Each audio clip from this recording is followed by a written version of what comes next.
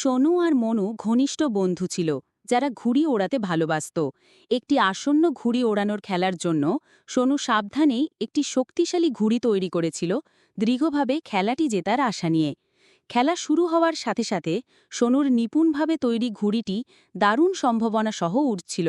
তবে কোনো সতর্কবার্তা ছাড়াই হঠাৎ এক শক্তিশালী বাতাসের ঝাপটা মাঠের ওপর দিয়ে বয়ে গেল।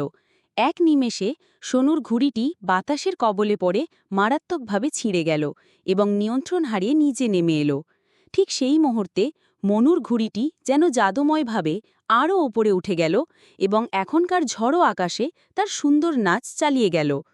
সোনুর বিজয়ের আশা ভেঙে চুরমার হয়ে গেল এবং তাৎক্ষণিক তীব্র ক্রোধ তার মধ্যে জেগে উঠল।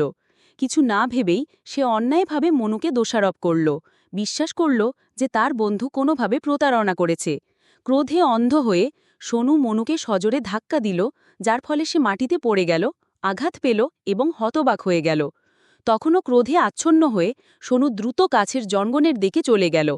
সময় অতিবাহিত হবার সাথে সাথে প্রাথমিক ক্রোধের তীব্রতা কমে গেল এবং ক্লান্তি ও ক্রমবর্ধমান ক্ষুধা তাকে গ্রাস করল।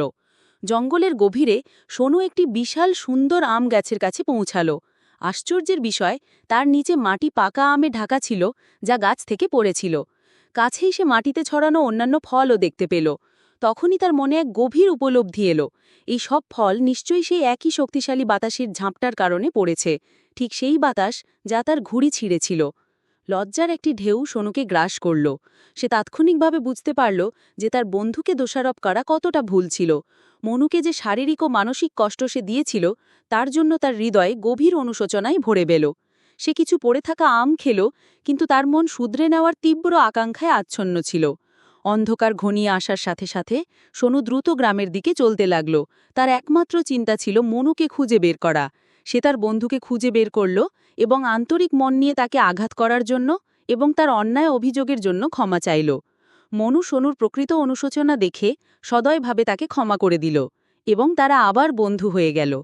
সেই দিন সোনু একটি অমূল্য জীবন শিক্ষা লাভ করল। সে বুঝল যে যখন সবকিছু পরিকল্পনা অনুযায়ী চলে না, তখন অন্যকে দোষারোপ করা ঠিক নয়। অন্যায়ভাবে মনুকে দোষারোপ না করে তার পরের বার আরও শক্তিশালী একটি ঘুড়ি তৈরির সংকল্পে মনোযোগ দেওয়া উচিত ছিল।